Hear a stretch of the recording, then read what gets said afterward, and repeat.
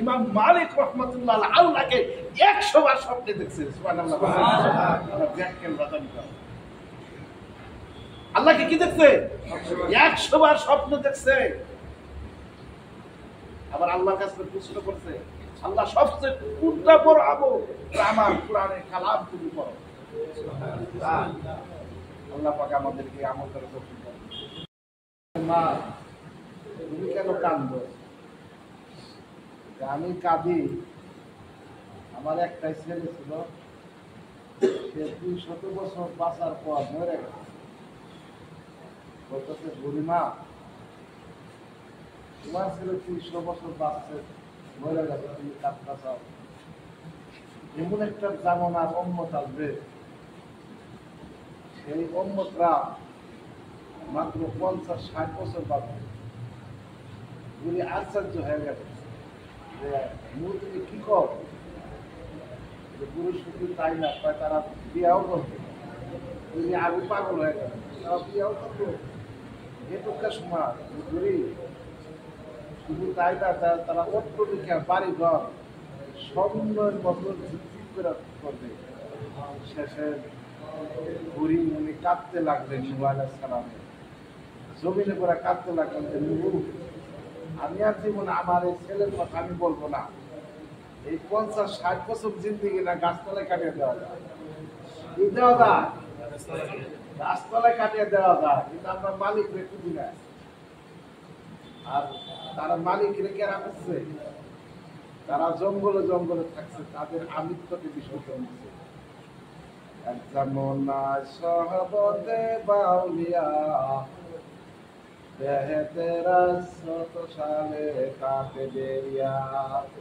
Room পারস্যের মধ্যে একজন বড় আলেম ছিলেন। কি ছিলেন? বড় আলেম ছিলেন। তার কিতাব 70টা উট লাগতো তার কিতাব নিতে। কত বড় আলেম ছিলেন? রুম পারস্যের মধ্যে বড় আলেম হইয়া দেখে যে একটা পাগল। আমরা তো যে রাস্তাঘাটে মানুষদেরকে দাম দেই না, হেলা মনে করি, কি করি? উৎস মনে করি, কপাল পুরা দেব। রুম পারস্যের মধ্যে একজন বড় আলেম, খ্যাত তুলাই চলবো। রুম পারস্যের মধ্যে বড় আলেম হয়ে সে বলতেছে, তার নিজের মস্তুন নবীতে বলছেন, জামনা সহবতে বাউলিয়া বেহেতেরা 100 সালে কাটে বেরিয়া। 100 বছর ইবাদতের অপেক্ষা ক্ষণকাল একজন কামেল লোকের সঙ্গ লাভ যদি পাও, তুমি ধন্য হয়ে যাবে। সোনার মানুষও তুমি পরিণত হয়ে যাবে। তাহলে মানুষ ছাড়া কি আছে? রুম পারস্যের মধ্যে বড় আলেম বলে, আমার মালিকরা আমি চিনি নাই। কি চিনি নাই? কিতাব পড়া চিনে নাই। চিনছে কার কাছে যায়? ওই পাগলটার কাছে যায়। পাগলটার কাছে যায়। পাগলে কয় না, তুই রুম পারস্যের মধ্যে বড় আলেম, কত অহংকার, তার দেমাগ, হাই রে দেমাগ, রুম পারস্যের মধ্যে আলেম, তুই সর আমার তাড়াতাড়ি। তুমি পায়ে পড়ে গেলেন। কি করে গেলেন? পায়ে পড়ে গেলেন। পায়ে ধুলি মাখতে লাগলে ভাই কি করুন করে? আমাকে বায়াত করে। তুই বায়াত হবি, চক্ষু বন্ধ কর। চক্ষু বন্ধ করে একটা বার আল্লাহ চিৎকার ছিল, চিৎকার দিলি কে? আমি আমাকে চক্ষু বন্ধ করতে বলছে, আমি আল্লাহ আর সে আজিব বন্ধুত্ব আমাকে বলছেন। উস্তাদ ছাড়া কাম বলবো যে চাকরি করে উস্তাদের কাছ থেকে ট্রেনিং দিয়ে আসছে, যদি বেতন করতো তাহলে কপাল পুরা যেত। এই জন্য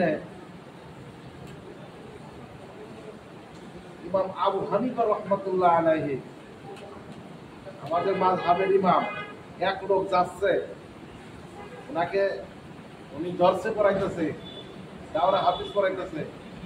ওই লোকটাকে আইনা ওনার গদিতে বসাইছে। সুবহানাল্লাহ, সাধারণ লোক আইসা সেরা পায়ে তোমা খাইছে। এখন তো মানে এগিনি আদব মাদব নাই, বা এগিনি করা যাবে না, কিছু করা যাবে না, কিছু করা যাবে না।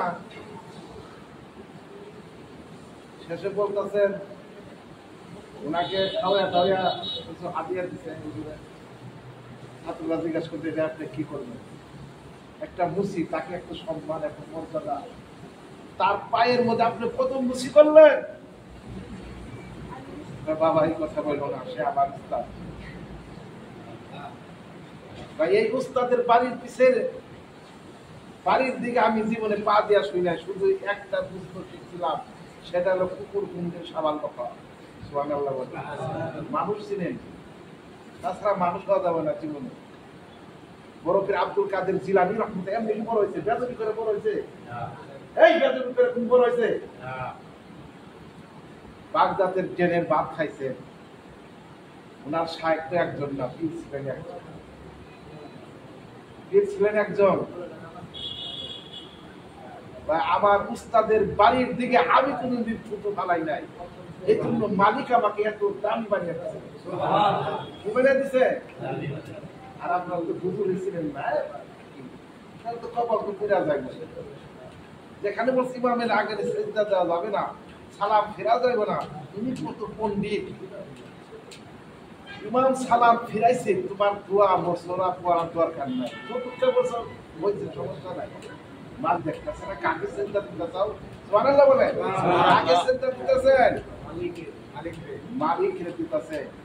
বরফের আব্দুল কাদের জিলানী রহমাতুল্লাহ আলাইহি ওনার শাগরিদ জিজ্ঞাসা করলেন, এখানে আল্লাহ আল্লাহ লোক আছে, এই জন্য বলতেছে চিনবেন না, এখানে অনেক আল্লাহ আল্লাহ লোক আছে, তাদের কাশ খোলা, শরীর আমার দাঁড়িয়ে গেছে।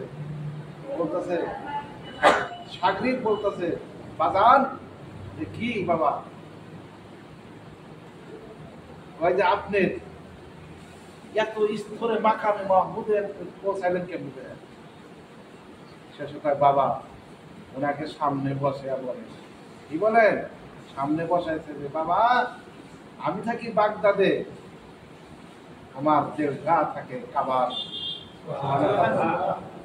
জেল খুলবেন বালু আদাল্লাহ বলবো, এই জন্য বলতেছে চিনবেন না, এখানে অনেক আল্লাহ আল্লাহ লোক আছে, তাদের কাশ খোলা, শরীর আমার দাঁড়িয়ে গেছে।